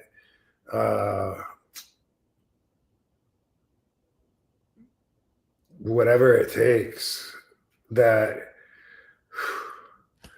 I never had that fucking willingness to subject myself to the monotony of being on the full-time, never-ending schedule that I was on before. So everything else, that's been considered in every deal or whatever. You know what's interesting? I remember when I was a kid wanting to wrestle. Maybe I was just getting into it, but I think I was younger than that. And WWF is all that I got to watch on TV, right? And there was this wrestler that a Southern boy, and he just seemed, like not that special, acne all over his face and stuff. And he was a tag team, and he wore the flag, the Southern flag, on his back. And I remember seeing him live, like at the Kellogg Center and stuff. And then he was gone. And I don't remember how I got the info, if it was in a wrestling magazine or what. Must have been. I can't imagine how else I would have got the info. But it said that he didn't like the road life. He missed his family. And being on the road he wasn't cut out for it. And I always held that wrestler in contempt of the business for what he did. But at the same time, I've always realized I'm that guy too. And I ended up finally meeting him on an airplane on the way to Japan. And of course, it was Steve Armstrong. Wow. Yeah. Wow. How about that? Whoa. Yeah. And that's pretty wild to think, because like when you think of the Armstrongs, like Steve doesn't pop up in the head that much, right? Because he didn't. Yeah, he didn't continue doing it. He was really unremarkable from what I remember as a fan. It wasn't like whoa, in any way. But he was a character, and he had a job there. And I can't remember if it was a tag team or if he was like the Rockin' Rebel or something. Can't remember what they called him or whatever. But that always stuck out in my mind. Like, does he not realize that I would give my fucking left leg to have his life, and what the fuck he's going to leave on his own when he's on TV? I gave him the Chris Benoit speech in my head. Totally. And I get it, because it's like what comes around goes around. Yeah. Wow. And then in like 94, he'd be sitting next to me on an airplane on the way to Japan. He'd be like, "Hey man, do you like pills? Do you like to take pills? What do you got? You want to trade some?" That was his opener.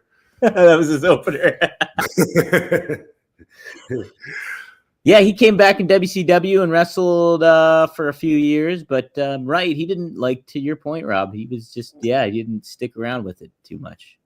But I get it now, and I couldn't get that as a fan. And I get why fans wouldn't understand that of me. Well, it's funny too, Rob, because like I didn't really get it either for a long time. And then obviously like talking to you guys, and then even now doing the very little travel that I do in comparison to you guys, and just going back and forth on a plane, and then thinking about like you guys doing it every fucking day. I'm just like, no thanks, right? Never ending. Yeah, never ending, dude. And it's cool if you're down for it, but it's also tiresome. Right. Dave C asks a question here for $2. Do you sell nunchucks? No. Okay. And then he follows up, can I buy an autographed pick? There's a way you can do that, Dave. You can do the personalized stuff on your Only Wrestlers, right, Rob? You can, yeah. I just don't have like pictures posted up there for them to choose yet. Yeah. I can personalize them. Otherwise, the only other place is my eBay has pre-autographed. Like it won't say, to John or whatever. But they have a lot of, I sign stuff and give it to my eBay guy in LA all the time. So he has that stuff. And I'll have to put some picture options. I still got to put the box of rolling papers up there, like Maddie, Mr. Marijuana had asked me to do a long time ago, in the store. So, those are the only places, but, I used to sell nunchucks though, when I was doing the indies in 92 before WCW and 93 after WCW, I would have 2 tables full of gimmicks. And I would have bags, like 2 big bags, and I'd pull out, like there was these throwing stars, but they had rubber suction cups on them. Mm-hmm. And there was foam nunchucks. There was yin yang necklaces. There was wrestling VHS tapes that I got from the dollar store that were like, I think $1.99, and you got like a 5-pack or something. And man, I was making a killing on that stuff. Plus pictures and whatever else I could have at the time. Could have been keychains, fucking paperweights, whatever. But foam nunchucks was part of my merchandise that I handled at one time. And I do love nunchucks. I think they're such a cool weapon. But that's my full complete answer on that one. How about that? And Dave said his homie had the nunchucks, actually. How about that? That's Dave. Awesome. Yeah. That's awesome. Maybe got him from a table in Cordele City, Georgia. Maybe. And then, so yeah, Dave, Rob will do like personalized stuff on the only wrestlers if you do want something personalized. So. Yeah, even though I don't have stuff up, you can reach me. You can send me a message on there, and I respond to the messages on Only Wrestlers. So, you could, if you have something in mind, or if you want to hit me up and see what I have, then I'd make that. I guess maybe I can make that viewable, but the store is limited. I put like 5 or 6 items in it, and I haven't really gone back to it yet, but that is a good idea, especially since we're coming up on the 20th. Hopefully everybody will interact a lot more through the site at the show, and then from there, like I think the talent will be using our platforms while we're there. Nice. Yeah. And by the way, if I remember, I'm going to continue the after party in the community chat center for a couple minutes. Ooh. 10 minutes after the show, whatever it is. Hell yeah. That's awesome. Yeah. Guys, get ready. March 20th. Get excited. Maddie was excited for this. He says, remember RVD versus Hogan, 200,000 in the Silver Dome. Something like that. Something like that, brother. Dom asked, 27,963. Something like that. Yeah, I think that was in the Wrestling Observer. I think that. Do you know, like, we all believed that Andre had never been slammed before, that Hogan and Andre had never wrestled each other before. And then in wrestling magazines, I was able to see like these old pictures of them wrestling and promotions I'd never heard of and stuff. And I would see, like, what? Kamala body slammed Andre the Giant? What the fuck? And then it was a total different history. That's how much control of the narrative in storytelling, but also in the universe as we bought it, that they had. Well, you're talking synchronicity, Rob. Literally today, I'm in a group chat with some comedians that are wrestling fans and stuff. And he sent me a screenshot of wrestlers who body slammed Andre the Giant today. Very nice. That is some pretty good synchro. Yeah. El Canek was the only Mexican wrestler to slam the big fella. Wow. And then Harley Race did it twice. Like you said, Kamala. Riki Koshu did it. Big Cat Ernie Ladd. Inoki. Hogan, obviously. Strong Kobayashi. Otto Wands and Stan Hansen were the ones to sing. How about that? That's it, huh? Wow. Mm-hmm. That's not a very big list. Guys, if you buy the new WWE 2K25 game, you could probably get Rob to slam Andre the Giant. still. Sweet. Make it happen. We had a couple other super chats here. Maddie asked, Dom, you got a gig coming up? Driver did it? Oh, he was talking about JFK there. I was just at I did my first announcing gig, Rob. I did a full announcing commentary gig yesterday at in the wrestling show? In the wrestling show, yeah. I did a color commentary. Oh, okay. Did your brother wrestle at it? He wrestled, yeah. He was in a Survivor Series match. He did a good job. Yes, I forgot to watch that. That's okay. I'll send it to you another time. Maybe I'll send you the latest match because it was pretty fun. It was a fun match. So yeah, once they send that over to me, I'll shoot it over your way. But yeah, Maddie, that was fun.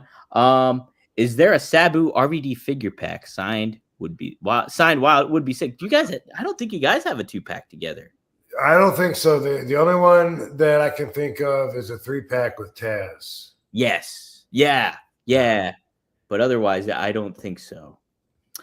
This was not a super. I was just thinking that yesterday too, by the way, that like somebody could, you know what made me think about that? The outfit that I am planning on donating to the cause for the fires and shit.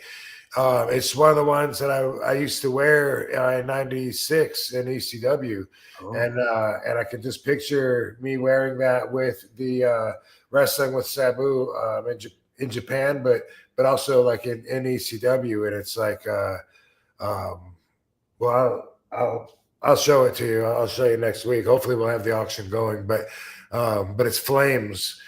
It's all flames, and for some reason, an action figure has never been made of this outfit, but I used to wear it all the time, and I was thinking, wow, that somehow skipped being an action figure. Like, they missed the boat on that, and then I was thinking, what a no-brainer it would be to put me in that outfit and have me and Sabu tagging from ECW in one of his outfits from back then, and like that would be a collector's item, you know. Yeah, damn. I was just thinking that would be cool. You'll recognize the outfit though. As a matter of fact, the first shirt that I got made when I was in ECW was there's this Japanese guy, an artist, a fan, and he would draw our pictures of us, and it looked really cool. He drew me on mine. He drew Sabu's. He drew Raven's. Oh, shit. Yeah, he was known for doing a lot of that. And I had a bunch of copies made of it, and that became my shirt because he gave it to me as a gift, a T-shirt with me in this outfit that I'm, you know, considering parting with, that I think I'm going to part with. But anyway, it was a big piece of history that like people are going to say, oh, yeah, I do remember that. Yeah, we got to get the word out good about that then. When you auction it off, if that's the one you choose. Yeah. Maddie asked this, and we talked about this before. I think this is while Sabu was here, so maybe he wanted his insight. But thoughts on TNA and the NXT collaboration lately? Lights out, Sabu. Oh, so I don't know if you've seen it, Rob, but the Hardy Boys are coming back next week from it. They're the TNA Tag Team Champions. They're going to awesome. they're going to be on NXT. Moose showed up in NXT. And then who else? Well, Jordan Grace, now she's officially part of NXT. She was with TNA, but now she's in NXT. So okay. So yeah, they've been doing some really neat stuff. It's definitely feeling like the early AEW when it started off, because they're bringing in people unexpected, and it's kind of like, oh, almost appointment television. Like, oh, I got to watch this to see what's next. So they're doing right. That's fucking awesome. Yeah. So they're doing a good job there. They definitely caught my interest. Yeah. I knew about some of that, but you know, I saw the thing about Moose and Jordan Grace. That's awesome for the Hardys, and cool time in wrestling, right? Like when you think about it, like shit that's unprecedented is being done. Unprecedented. Yeah. Woo-wee. Pretty cool. Pretty darn cool. This was not a super chat, but I found this to be an interesting question, way off the beaten path, and kind of tied into what we were talking about a little bit last week, Rob. 36 Love. Hey, guys, this question is unrelated to wrestling, but I just need advice. How do I cope with a woman that doesn't want me. I've been going back and forth trying to let it go. It's hard. Rob, any thoughts on that? Any experience you could? Well, you just said it right there. She doesn't want you. So be realistic. If she doesn't want you, stop imagining that it could work out and check and see if it's just your ego that is hurt. Because if so, then I would recommend you just take it on the chin instead of trying to satisfy that ego. I was with an older girl when I was really young for a while, and not a really great relationship, but convenient. And I was really young and stupid, and we broke up. We broke up and got back together a lot. But one time, she found somebody, and then all of a sudden, like, she was engaged to this person. Her parents loved him. He was like a winner all the way. My ego hated that. And so I had to have her back. I had to have her crush this guy's dreams, because who the fuck was he to be fucking with her? And why isn't he scared of me? That was just ego games. And so, man, matter of fact, we talked last week about standing up, and I said I stood one person up. I got stood up once. This night was when I stood up. This girl I had a date with, and I stood her up to go and talk to the ex, and I thought I could do both of them. But as I'm there spending time, and we're talking longer and longer and longer, and my ego was wanting to leave there with a W, which meant that we were going to get back together. And so I ended up missing my date, standing here completely up like an asshole. And then, like an even bigger asshole, had the ex cancel all these plans. They were, going to get married, and the parents loved each other, and they probably could have been perfect for each other. And my ego couldn't take that L. So I got her back, and then I was just same asshole that I was before. Still too young to be in a relationship like that, and to be able to handle it. And when I look back at it now, like, man, I wish I would have just let them be happily ever after. It took that L, but my ego said, wait, she doesn't want me? Like, fuck no, that hurts too bad. Not worth it, in my opinion. Don't obsess about it. Be realistic with yourself.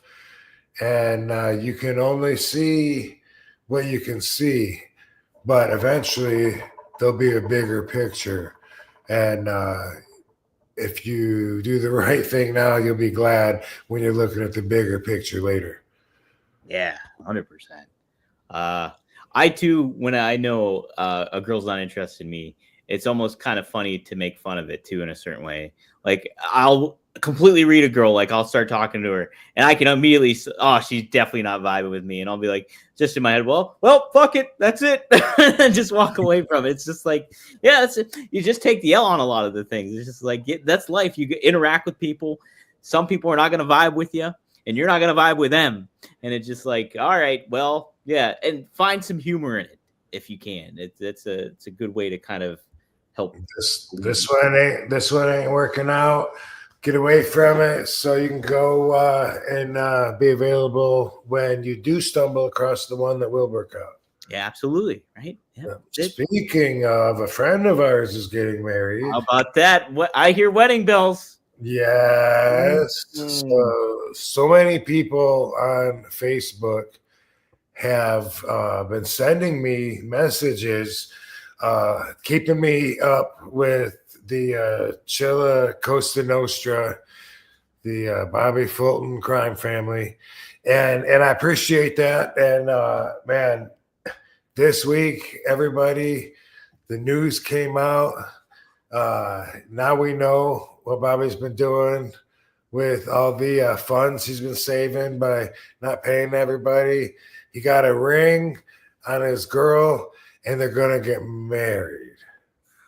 I heard it's supposed to be the day after this show in Chillicothe. I don't know, but I know some people in Chillicothe, right? I mean, they've been reaching out to me, wanting to help me, all this. The show is on the 8th, so maybe the 9th will be the special day. One thing that I was able to do was I was able to get a copy of Bad Business Bobby's marriage vows. Yeah. And so I'm going to leak it here to the world, everyone that's interested in Bad Business Bobby and his wascally little scams. And so anyway, first off, congratulations on the newly soon to be wed couple. Great people. And let's let everyone hear, because I know that Bobby worked on this really hard, and it's really a beautiful piece. And to tell you the truth, like it made me see him in a more sentimental way, on a different wavelength, because obviously you could just see he's radiating with love. Tugs at the heartstrings. I didn't know Bobby could be this genuine. My goodness. Okay. Are you guys ready? Here we go.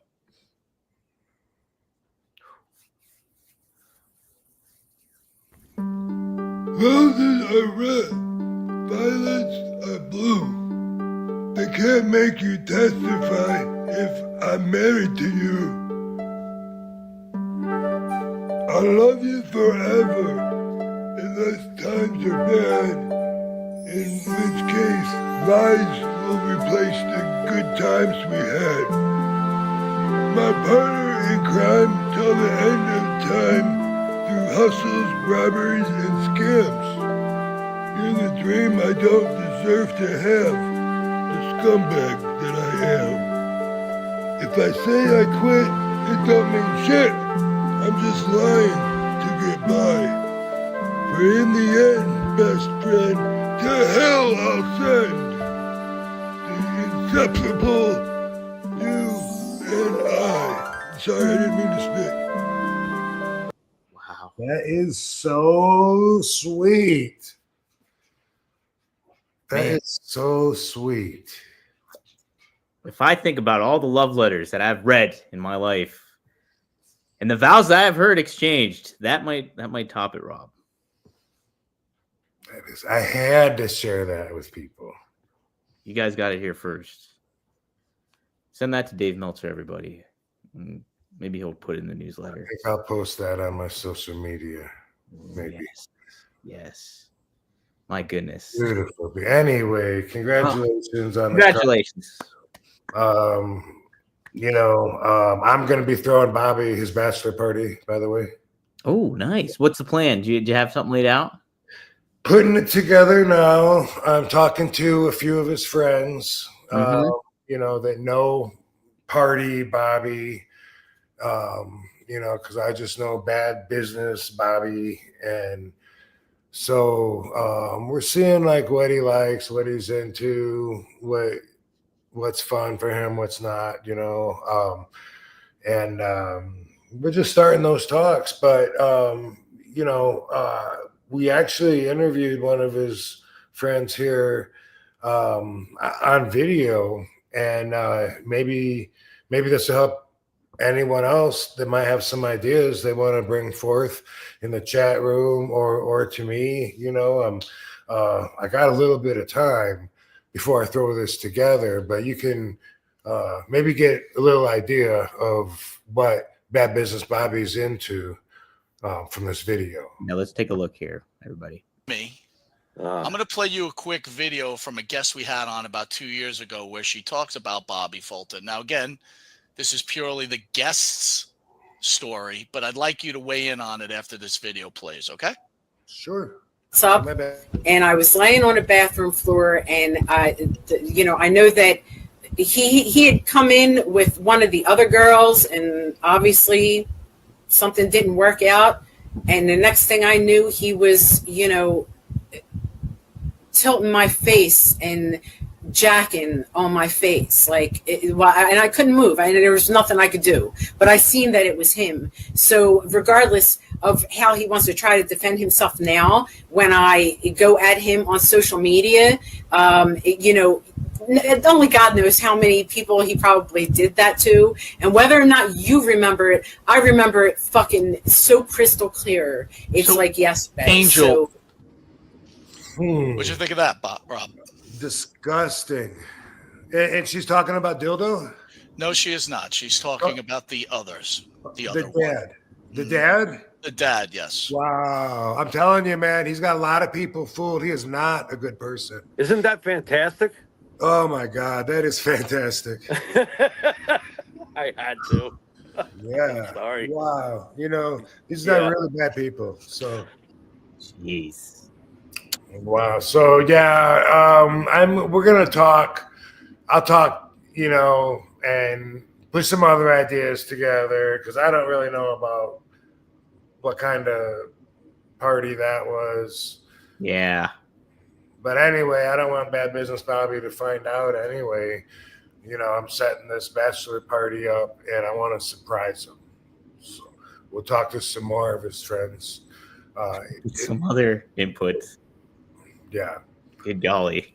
He's Bobby. All right, Dom. So congratulations. And basically, everyone, this is just your weekly reminder that Bobby Fulton is a scumbag. That's it. Those vows were beautiful, though. I will say that. That was pretty good. I'll probably go back and watch it a few times over and over. I might download it to my phone and listen to it while I'm at work tomorrow and stuff, too. I might give it to Katie and see if I can swoon her. Ooh, there you go. Man, I know Valentine's Day over, but you can rekindle that. Let's see. Any more? Let's see. What is this? Okay. Maddie chimed in. Bad Business Bobby is dildo hunting season. LMFO, RVD. Dildo hunting season. Dave C. Somebody sent me a message that said that Bobby had said that I went too far. No, there is no too far after you're putting phone numbers out there, after you're even starting to just make up shit. From that point that you're used to getting away with, from that point, no, there's nothing that's off limits that I can do to fuck you up. Man, yep. You play bad business, you reap the benefits. That's for sure. Scumbag, bad, horrible person. Not good stuff. That's it. Dave asks, "Are you a Chuck Norris fan, RVD? His style or faith?" I guess I don't know much about his faith. He's pretty religious, I think. I don't know his faith too much. Yeah. Okay, yeah, I never knew that. His style, I mean, I used to like it. When I grew up, I liked it in the movies. Just straight up American karate. But I love his legend. I love the jokes. The jokes are great. Yeah, they're great. He's going down in history as being the baddest man ever on the planet, and so I love that. Never met him. I have been to a couple of his dojos. Oh, have you? Yeah, just in random cities. Like they probably pay a franchise to be, Chuck Norris dojo or whatever. You know what I mean? A long time ago. And they have posters of him and shit. And the guy that was a trainer there said he got trained by Chuck, But fucking, he's always been around, like since Bruce Lee to fucking still. So, yeah. Still, yeah. What's not to love? That's it. Here's a Chuck Norris one. Chuck Norris doesn't flush the toilet. He scares the shit out of it. That's That's a pretty good one. that is very good. Yeah, they're all good. Yeah, Chuck Norris doesn't wear a watch. He simply decides what time it is. Oh, this is a good one. When Chuck Norris turned 18, his parents moved out. I like that one. Maddie, you can take some inspiration from these. All right, let's see. Hey Siri, how old is Chuck Norris? Chuck Norris is 84 years old. 84 years old.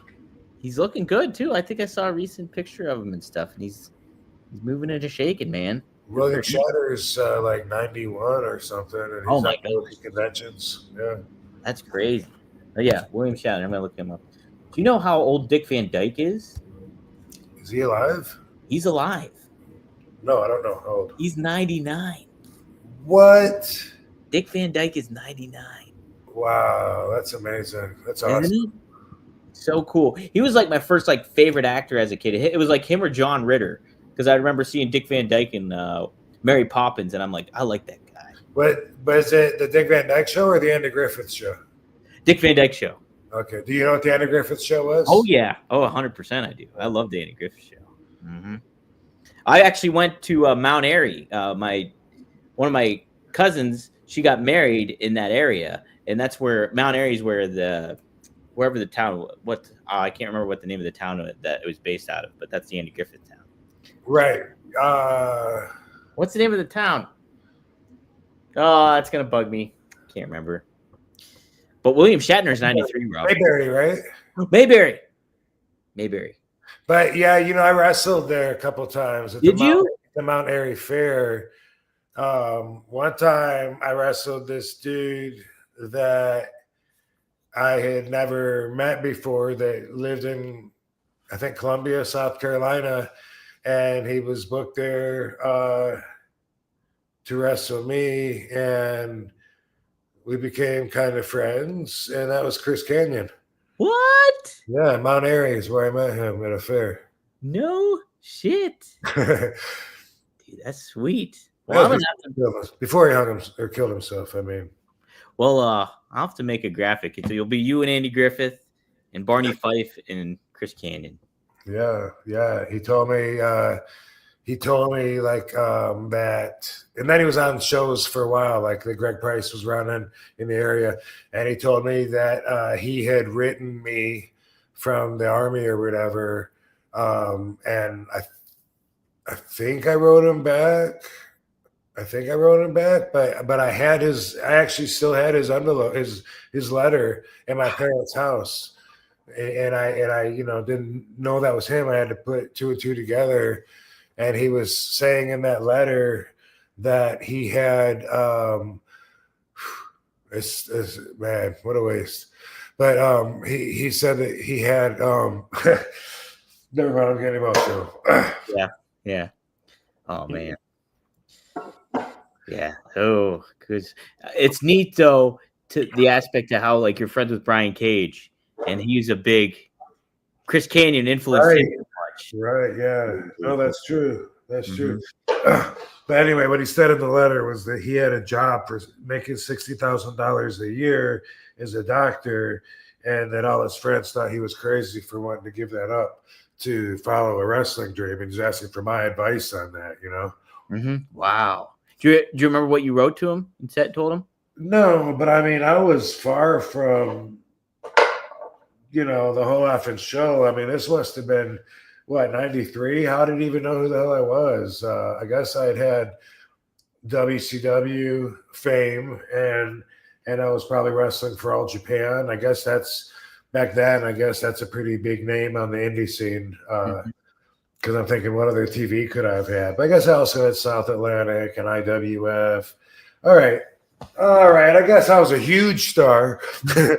Big time. I don't remember. And I don't remember if I wrote him. But why would he ask me if I remembered having the letter? And why would I still have the letter unless I did write him back, Right. That's a good point. And it it was wow. Okay, now things are starting to fill in right now. Because here's what happened: I wrestled in a USWA in '91, and then afterwards, Machine Gun Mike Kelly, who was one of the local guys there, El Snow's partner, R.I.P. Mike Kelly, he gone too.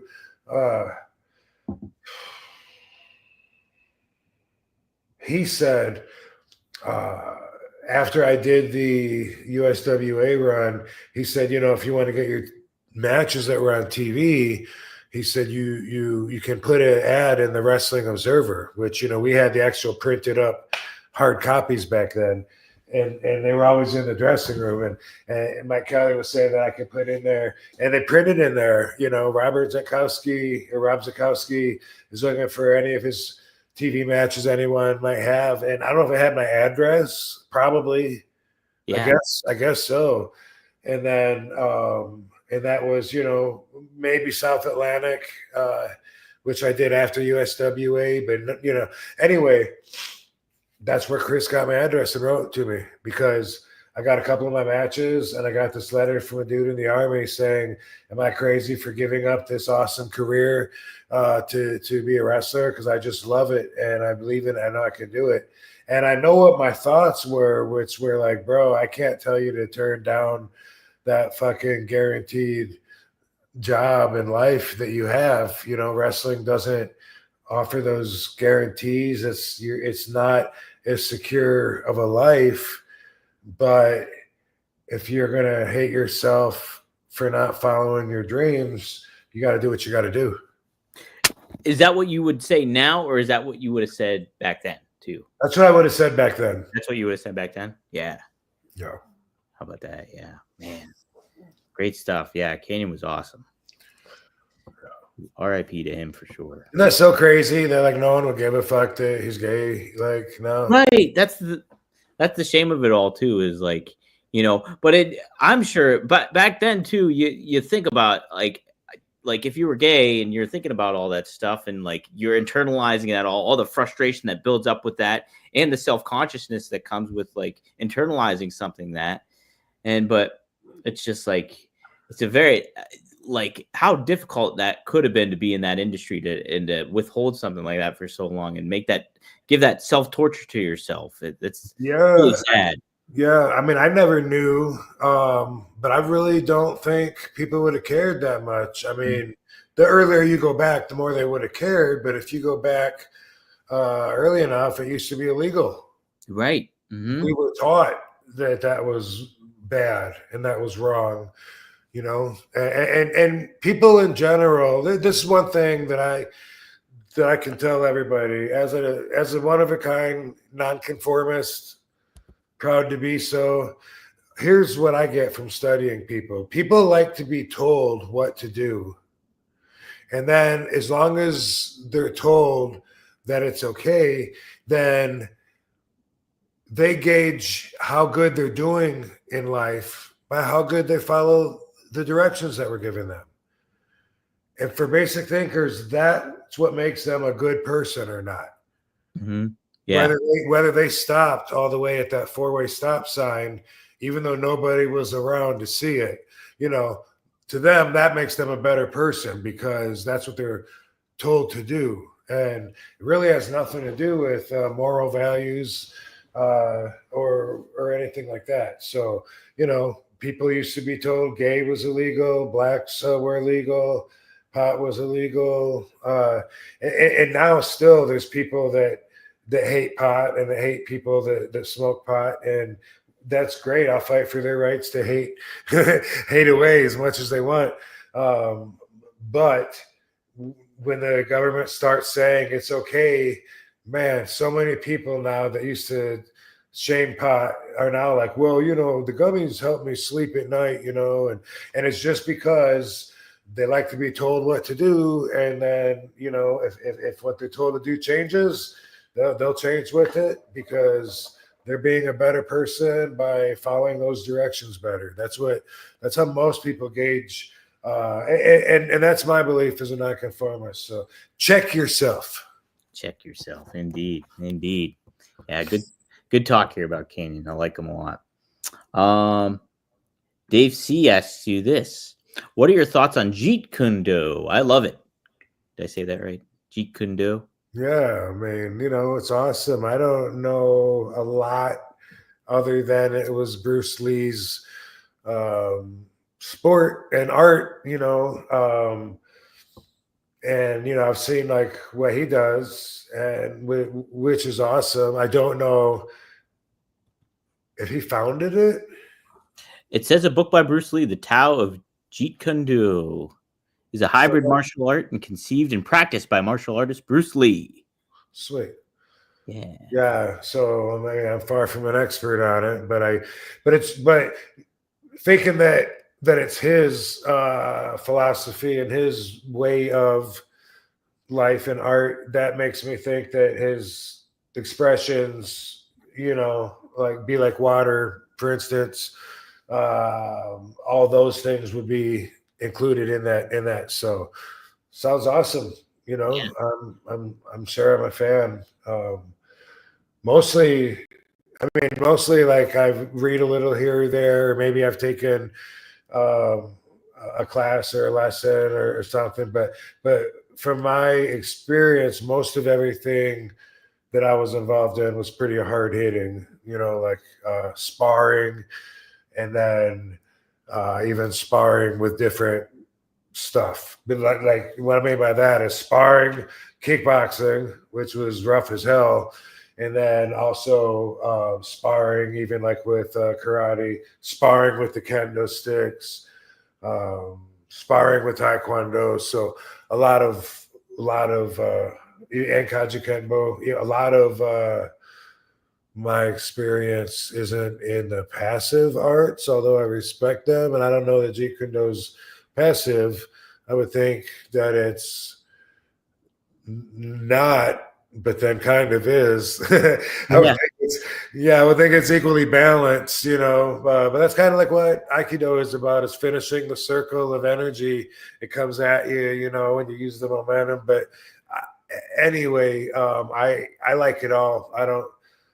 I can't remember come across something where I'm like, I'm not a fan of that way of thinking. Not when it comes to arts and techniques and stuff like that.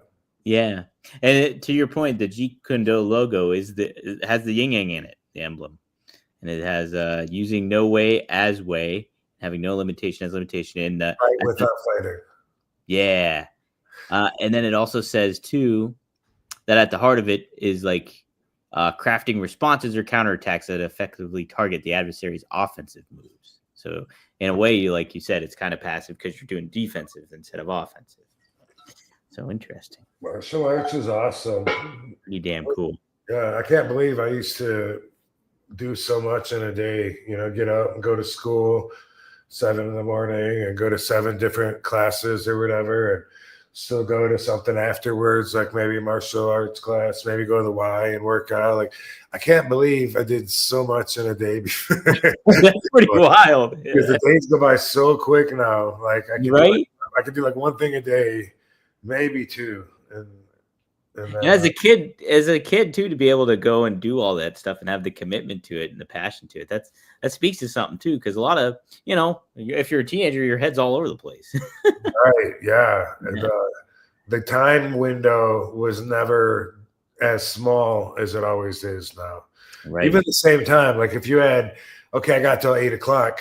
That if it's 5 o'clock, that would seem like, oh my God, that's like so far away. Like, I'll ask you what time it is after we play baseball and ride our bikes, and and now it's like 3 hours. Fuck, that's gonna be here like that. I know it's gonna come like no time.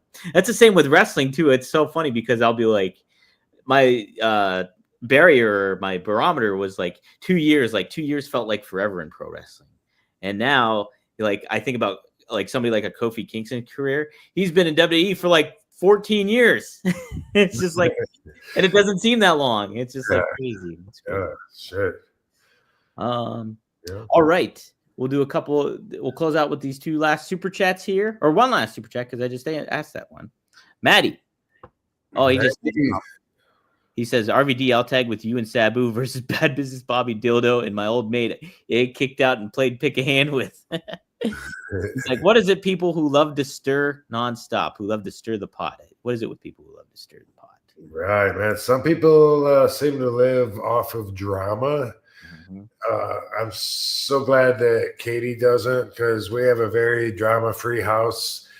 And I've lived in other houses where people are screaming at each other. There's always a fight waiting to happen. You can't trust what people are saying because you think there's hidden messages behind it, you know. And it's, are you sure you're okay? I'm fine. You know, I'm so glad that we don't have that kind of a life now, because I did have it before with the Evil X, and it's easy to see now that we were never supposed to be together. We were such different people, and I always say that, but it's always so fucking true. Wow. And when I think about it, I think a lot of people, like, that's their norm, you know, like, whether they're Karens and they're entitled, and so they, you know, feel like treating each other bad, treating each other like each other stupid, you know, like, yeah, I asked you earlier if you wanted that, you know, like we don't do that, you know what I mean? Like, there's certain kind of drama that's just part of people's lives, and it leaks out of their conversations into every aspect around them. I didn't realize it, and it's for me, it's so toxic. Man, yeah, absolutely. It's like people really feed off of drama, and there is that toxic element where it like drains you out and you get sucked up into it. Not necessarily maybe the drama aspect of it all, but their whole like demeanor and their lifestyle, and it's just like it's so refreshing when you get away from those types of people too. You know, when you separate yourself from it. True that. All right.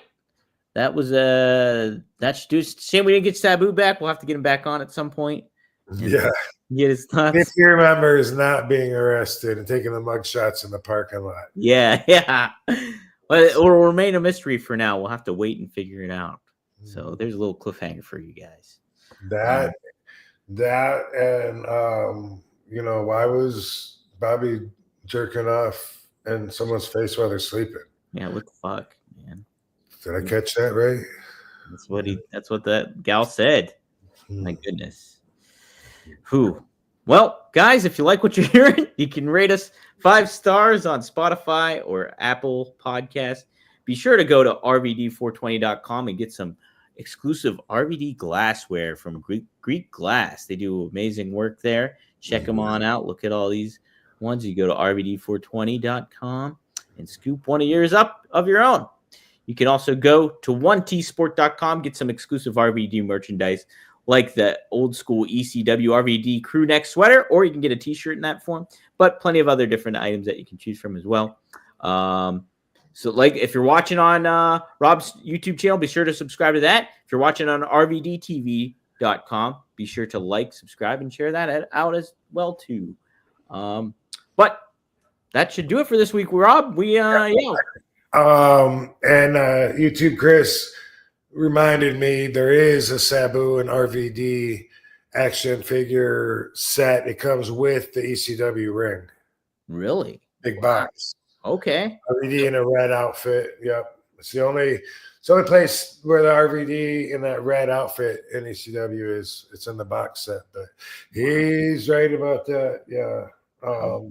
Cool. I'm going to go to Only Wrestlers Community Chat Center right now, just for a few minutes. Just for a few minutes. Trying to get in the habit of doing that. What's going on there? Got some messages to respond to. I got to put some stuff in the store. I'm going to do that this week. Appreciate you, everybody. Appreciate you, Dom. Yeah. Now it's Sunday, so it'll seem like we're doing it again in like 2 days now. A few days here. Yeah. So you don't got to take the trash out today, at least. Did you take it out on Thursday? Thank you for reminding me. That helps. That did help. I was laughing and thinking about you messaging me. Take the trash out. That's it. Don't forget. You know what happens though? Like, so I'll forget for 2 or 3 weeks. And then when I finally do remember and I'm excited and I'm taking the trash out, it's like it'll be like one little half-empty bag in the big thing. And I'm like, nobody used the trash this week? Like, what the fuck? What the hell? Yeah, like we were gone all week or what happened? Like, Yeah, what's the deal? And now I don't even want to take it to the end of the driveway. Right. What's the point now? Right? Yeah. Yeah. Well, All right, cool guys. Appreciate it, dude. Guys, next time here on One of a Kind with Yes, sir.